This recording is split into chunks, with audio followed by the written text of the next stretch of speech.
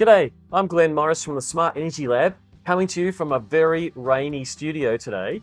And I'm here with Daniel Lazarus from, I've got to get the full name this time, so it's Industrias Services Group. Now, Industrias we'll just refer to from now on. Correct, yeah. But boy, what a day to come to my lab. Serious day. Oh my God, it is absolutely pelting. Saw some trees that fell on the road on the way here, but it's a beautiful setting nonetheless. Did you remember to bring a chainsaw with you? I didn't, unfortunately. I've got a small little umbrella, but I don't think that will do the trick in this type of rain, that's for sure.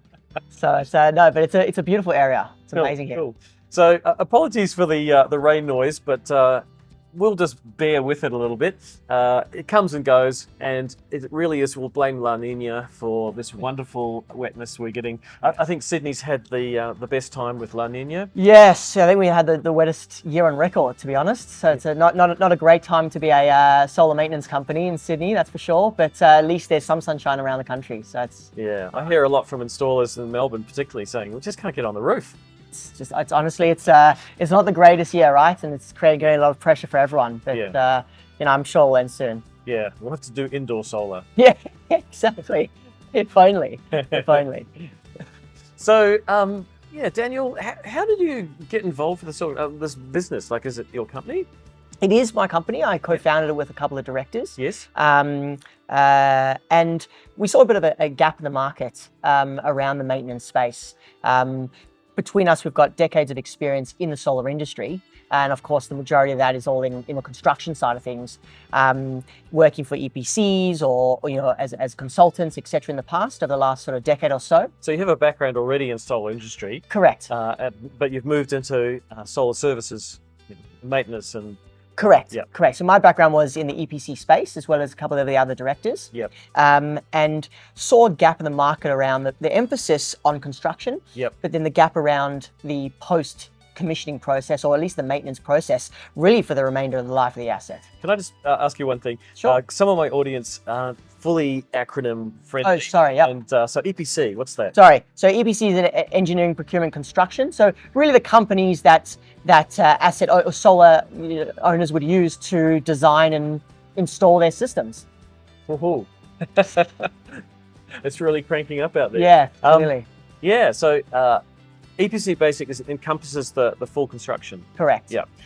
So from that space, you're familiar with all the problems in the industry, from dealing with the customer right through to the finished commissioning of the job. Correct.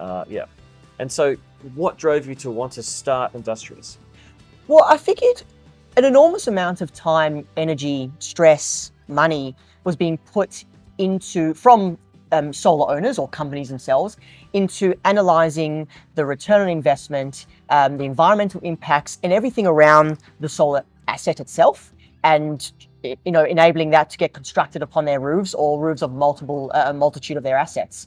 But a lot of this was based on a return on investment figure, with the belief that the asset would just perform. And as we can see, certainly from today, it's really at the exposure of an enormous amount of elements and weather and wear and tear for a useful life of 15 to 20 years. Yeah. And so just like any asset, not just cars, but any asset, HVAC asset on a facility, a solar asset needs to be maintained so that it fulfills that ROI. To some extent, solar is out of sight, out of mind for some customers. Correct. Because you don't, unlike your car where you hop in every day and drive it, if you haven't maintained it, you soon notice it. Correct. And it's one of those things where unless something goes wrong, it just sort of sits there. In fact, it's for that reason which many systems can be off and people don't realize it if they're not monitoring their asset. But because a lot of people don't go on their roof, it's out of sight, out of mind. And only if something goes wrong or majorly, there's a safety risk, they just really forget that it's there, which is quite ironic with the amount of time, effort, and money being put into the construction of it in the first place. Yeah. So you've got a few slides here which help explain a bit about the company. Shall we start with the mission? Sure, yeah, absolutely. So for us, of course, over the last 5 to 6 years, solar is really growing in system size, necessity, complexity, and certainly prominence. And so for us, it's really around how can we deliver a smarter and transparent approach and really more efficient approach in solar maintenance in a consistent and partnership manner, especially in situations where there's companies that have a portfolio of assets or assets in regional or metro areas. You talk around, being quite, a technical element to things. How can you maintain that asset in the most smart and consistent and centralized manner as possible? And that's really where we saw a large gap, is trying to navigate and partner with organizations to do that. Yeah, I'm thinking what the drivers are. I mean, obviously, there's always the financial considerations, like the service that you offer is not free, right? So the customer's looking at it from the perspective of, well, is it worth my while actually maintaining my system? What would you say to that? I would say absolutely. Yep. And we've got a slide here, and there's a couple of elements around why maintenance is critical. Yep. Often people think of maintenance as cleaning the panels. And it's often sold to them saying, oh, if the panels are tilted, then with a low to medium shower, wipes off the surface residue, etc. And the fact is that solar cleaning, first of all, is just it's just a part of solar maintenance. And really, it's critical around how can you do a multitude of different things through maintenance. One is, how do you optimize performance? How do you minimize downtime? How do you reduce site risk? And that's really a critical element that people often forget is, yes, systems can be remotely monitored for performance, but an enormous amount of elements that affect site risk and safety need to be visually and actually inspected on a continual basis. And then how do you engage with partners who are familiar with these systems, so can actually be used to optimize the way that your system runs, both in terms of your usage or in terms of how it's maintained over its life. Right. And all of that adds up to a value which you can, put against the benefit that the customer receives from that. I mean, some of those benefits are hard to value, like safety. How much do you value a life, right, or a day, or someone off work, those sort of things. But also, you point out the cleaning aspect. It is a bit of a misnomer that panels are self-cleaning. Eventually, there's always grime building up on them. Absolutely. Particularly if you're in an industrial environment or you've got things like industrial pollutants in the area. We fight for efficiency in solar panels all the time. We're going to want that 21.5%. Well, cleaning your panels might give you 5% more, and that's a whole lot more than just buying a better panel. Well, correct. And of course, that scale only increases the bigger the system is. Yeah. But I also, I liken it to your car. If your car's dirty and you leave it in the rain and the rain stops, is your car fully clean? It's actually worse. Exactly. It actually can cement a lot of grime and dust on the panels itself. Yeah. And so, looking, and that's where inspections can also be really helpful in identifying key elements of the system around soiling or around debris buildup or shading or anything that might affect the actual performance of the system. Yeah, right. Cool. Okay. So tell me a bit more about we've got the slide deck here, which will drive some of our conversation really about risks and hazards. Sure. So I think for a lot of organizations, and I want to be clear here, I don't want to make this seem like solar's this dangerous asset that you install and all of a sudden something will go wrong. Of course not. But just like any asset, as we've discussed, it really needs to be maintained over a period of time. And so when we talk about risks and hazards, there's key elements which I think are critically important. So we talk around safety risks like isolators. We talk around wear and tear of the mount itself to make sure that the actual modules are fixed and secure. We're talking around hanging cables or corroded cables, cable tray lids that have been lifted up or debris buildup, bowed panels, dust buildup, overheated inverters. We talk about all these key elements which become challenging or almost impossible to detect via your remote monitoring. So that's absolutely not saying that your systems shouldn't be actively monitored. Absolutely they should. But there's more to a system than just making sure that it performs well, because there's a lot of different elements that go into it that will affect performance in the long run with all the factors that I've mentioned.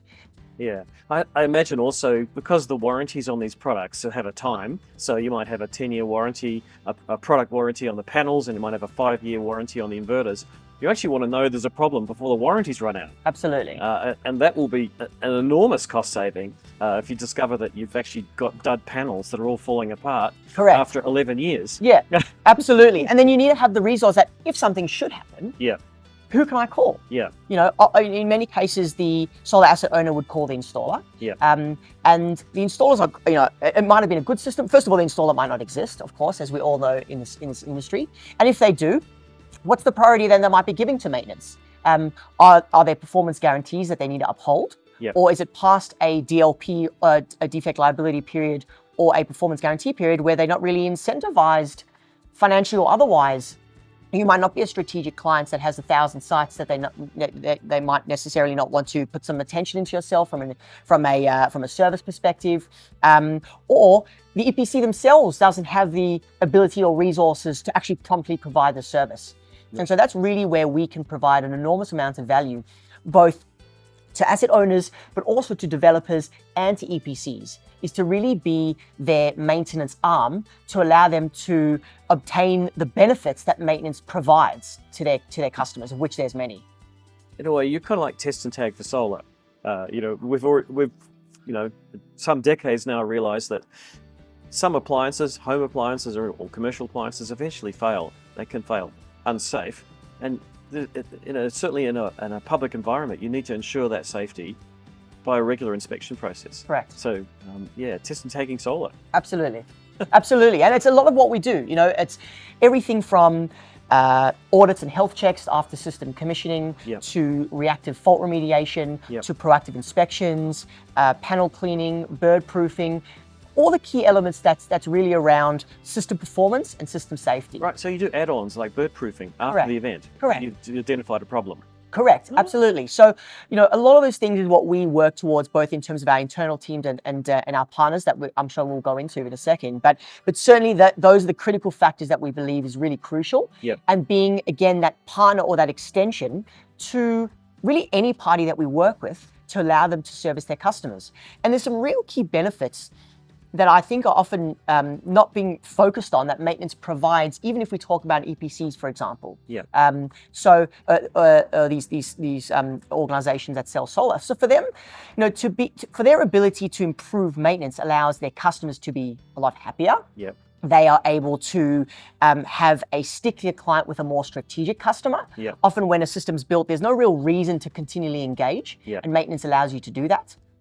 Great word of mouth from their customers to other organizations.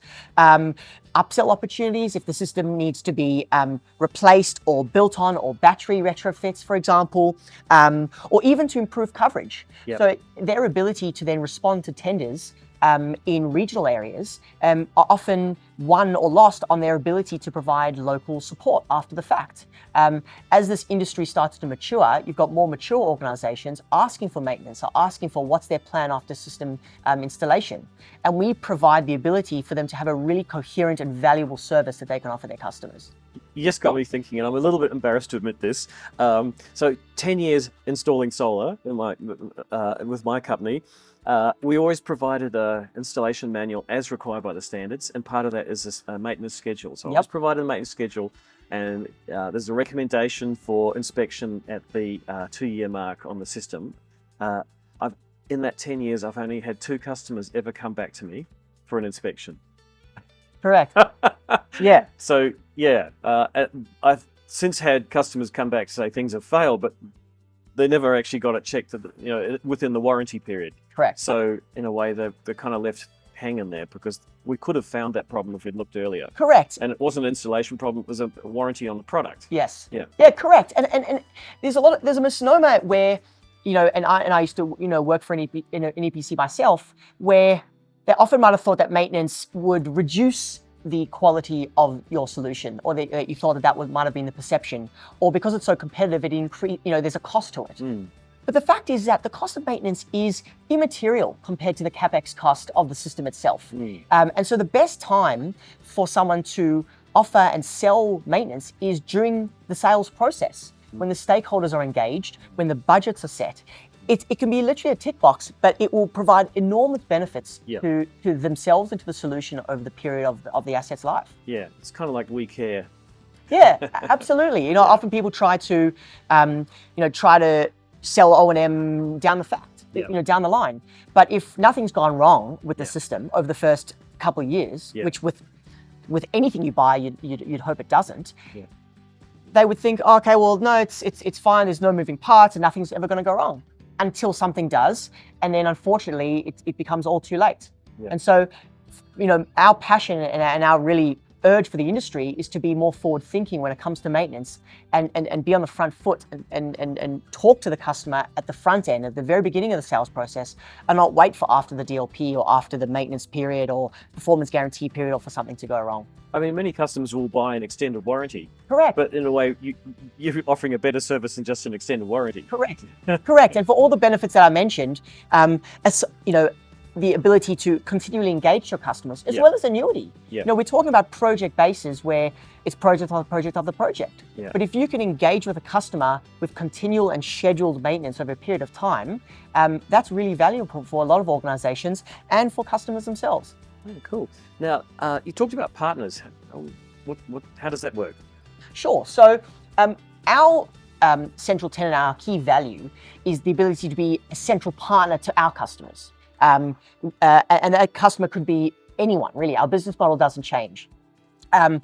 So our ability to do that is to have coverage on a national scale.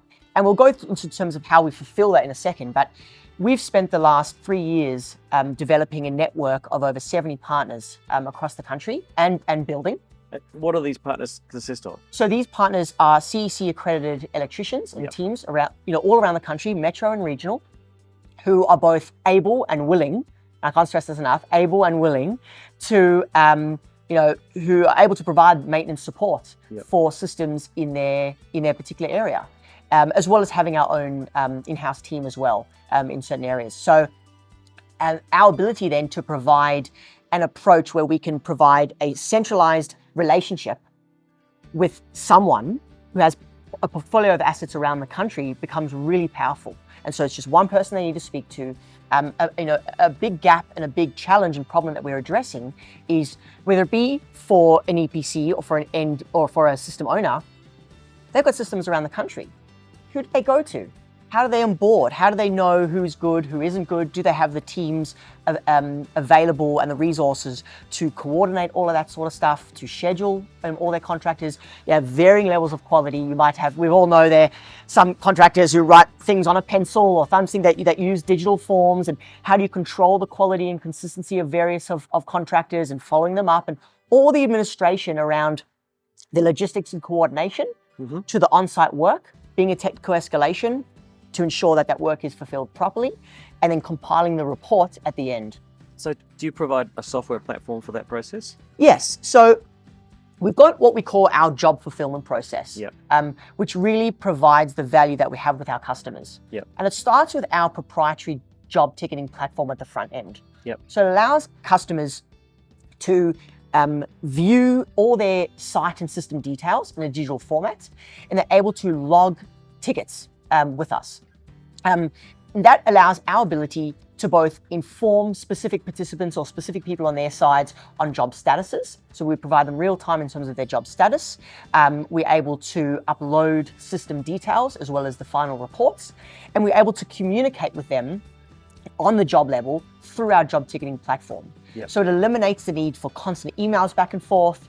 The customer can see exactly where all their systems that they have with us, where all their open jobs are, what status they're at, who owns the next task, what date the job is scheduled, and all open queries they have with us. So it's not a pencil paper process. Correct. It's a digital process. Correct. I mean, originally we were going to use a third party, and we just found that it really didn't hit the mark when it comes to providing all the nuances around solar, whether it be one client with multiple systems, one site with multiple systems, or everything in between. And we really worked hard to cater for that. Cool. I'm curious, how do you enroll your partners? Like, say you've got someone in Northern Territories who wants a service. How do you enroll them? So you're talking about a system owner or a partner? Partner. Okay, yeah. So a critical part of that is ensuring that they are CEC certified. And going through a process around their particular experience, both with particular manufacturers as well as with commercial systems itself, making sure that they've got the proper accreditations, the proper insurances, and have got the proper teams to fulfill the work safely. So they're subcontractors to you? Correct. In some cases, and in some cases there might be internal employees, but our ability to provide this national coverage is through that subcontracting basis. But because we've got the job ticketing portal on the front end, we're able to centralize the jobs that we receive. Yeah. And we're also able to control the work undertaken through our digital data capture, software. So we've developed a digital data capture that our partners use to fulfill very specific scopes. Okay. So if it might be reactive scopes, they would fulfill those on site. If it's scheduled inspections, and we've got a multitude or multiple levels of inspections, level 1s and level 2s, depending on the design, the size, complexity, the requirements. And so we use that to control the consistency and the quality of all our partners across this particular inspection model. Right. Wow. It's very thorough. Yeah, absolutely. And so there's a proper onboarding process that we go through, and we serve as that technical escalation to make sure that they fulfill that properly. Cool. So every scope item is checked. Every scope item, there's a picture taken against it, and so there's full transparency across every section. Yeah. So Daniel, the data acquisition process is quite sophisticated. What happens with that data? So from that data, we have got a process around creating the reports of that data. And it's important to note that after every visit, we create a report that we can provide to our clients that clearly shows in a transparent manner the initial scope and request, the work that was done, and all pictures to support that. I think all too often, you've got this sort of car mechanic syndrome where someone's done work, you don't know what they've done, they've charged you money, it's like, what have you done? In many cases, there might need to be multiple visits for investigation, and the customer might think, well, why haven't you fixed my system, etc. And it provides a really good record of the work that was done and all the pictures to support that. And so we think that's a huge part of our value, is whether it be for reactive work, fault remediation, or inspections, or cleans, or whatever, we provide a full report. In the case of our inspections, every scope item is listed. There's a comment for every item, and there's a picture for every item, as well as any recommendations or observations that we provide. And whether we provide that directly to the clients or provide a version to an EPC that they can white label, it's all about providing a great service for our clients. If it means that they look good for their clients, then we've done our job. I'm not wishing ill, but if the end, let's say a court case was to develop about, the quality of installation, I imagine these reports would be pretty valuable. Yeah, absolutely. And I think it's valuable both in terms of the work that was done, the outcome, a history and audit tracking for the systems over a period of time. Of course, within the portal, you can see all the jobs that were closed. But when we close a job, we upload the report to the portal. So you can always refer to the actual work that was done for each associated job. Yeah. And it's important to note that when we talk about our scope, it's not just using our partner, getting them to capture the data and fulfilling the work and creating the report. It's the scheduling, it's the logistics, it's being a technical escalation with our own internal engineers who are now very experienced on from a maintenance perspective, guiding the team on site to fulfill and resolve a particular job. Yeah, I guess the customer receiving the report too, it's kind of, inspires some confidence in the process. They can see how thorough it is. They're not going to know half the things that you've found, so you're actually identifying those, clarifying what the risks are, and they've got basically a record of its development, the product over time. So, absolutely. Once again, if it does come to a claim for insurance or for warranty, you've got some very good evidence that they can use in that process. Absolutely. Yeah, absolutely. So, who uses Industrias? So, great question. And it's important to know our business model and our delivery process is really the same, regardless of who our client is. So we can work directly with clients, we can work with developers, we can work, so those are organizations that might build or own or buy systems, EPCs, we can work on behalf of installers. Really, our true value is the ability to be a centralized partner and an extension to what they do. The last thing we want to do is compete with our customers, and in no way do we aim to do that.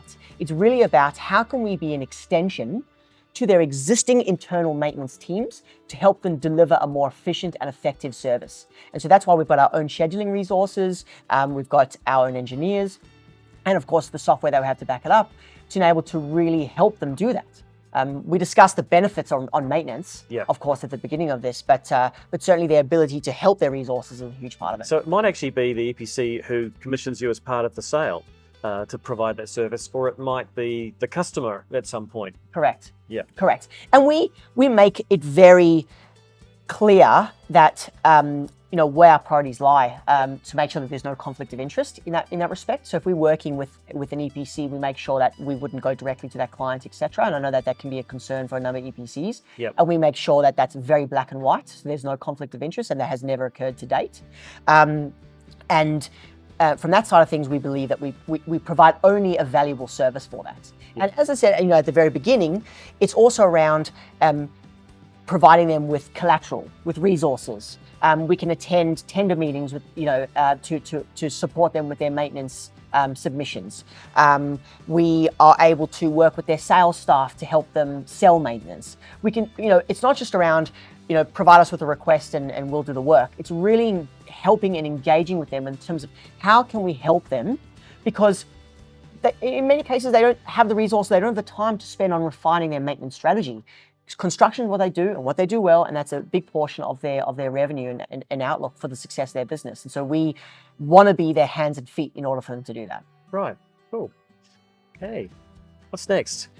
That's I guess from our perspective, as a final key note to this, is it really around where are some of the key markets where we would provide the most amount of value. Now, of course, maintenance for all sites are relevant, but where are we seeing some of the critical factors in the market? So as you've seen, we provide that centralized approach. So more and more mature organizations or mature markets are facing situations where they've got a large portfolio of assets. And how can they centralize the maintenance of a portfolio of assets around the country? Or large systems that are more complex, for example, or strategic clients that are just thinking about starting solar, or industries where maintenance is of high importance, like aged care or healthcare or manufacturing. So these are some of the critical, what we sort of maybe early adopters of maintenance, even though I'd like to think that I wish we were very much at the latter stages. But these are some of the key industries where this is becoming more and more of a focus. And I think that where we can provide an enormous amount of value. You're kind of a proactive insurance service. Absolutely. Well, absolutely. It's You're the fence at the top of the hill, not the ambulance at the bottom. Yeah, well, correct. Well, I think we're both, right? And true. Unfortunately, the ambulance in the bottom is all too common, which is very frustrating, for sure. But we're very much both. So Daniel, we talked on LinkedIn, and we've had a few Zoom meetings, and I got rather excited because what you're bringing is the value of kind of sustainability into the longevity of renewable energy. I mean, Correct. It's all very well to say that you're in the clean energy business, but you're not in the clean energy business if you produce a lot of waste products, such as panels that have a short life because they weren't maintained, they were poorly installed, that products have failed, and they end up in e-waste. Correct. You're actually helping make those things live up to their promise by protection, by identification of issues. And you're saving people money as well. That always helps. Correct. And I think that that's maybe a point that also might go unnoticed is, let's be honest, in most cases, solar is purchased from an ROI perspective. Yep. And minimizing downtime or minimizing safety risks or optimizing performance helps that. But ESG is becoming a massive part of a lot of these organizations. Sustainability governance. So it's really around the environmental impact of these organizations. Apologies. Net zero or emissions reductions and emissions targets is becoming of massive prominence today. And so solar is a critical part of that emissions reductions journey. And so how do you ensure that the system is producing in alignment with your emissions reductions targets over time? Yeah. And maintaining your asset is a critical part of that. Yeah, you might be doing an embodied energy analysis, and the payback for that energy might be X number of years. Correct. If you don't achieve that, you actually have not produced renewable energy. Correct. You just diverted some energy. Absolutely, absolutely. And this is a big portion of a facility's energy consumption. Yeah. Yeah, cool. Well, the rain's died down, and I think we've come to the end. But look, it's been fabulous getting to know you and knowing about your business. And hats off for starting it. Thanks so much, Glenn. Yeah, it's in many cases we're pushing uphill in many cases, but we're really trying to make sure that the industry sees us as an important factor of really the life of the asset. Cool. Thanks very much. Thanks, Glenn. Okay. Thanks a lot.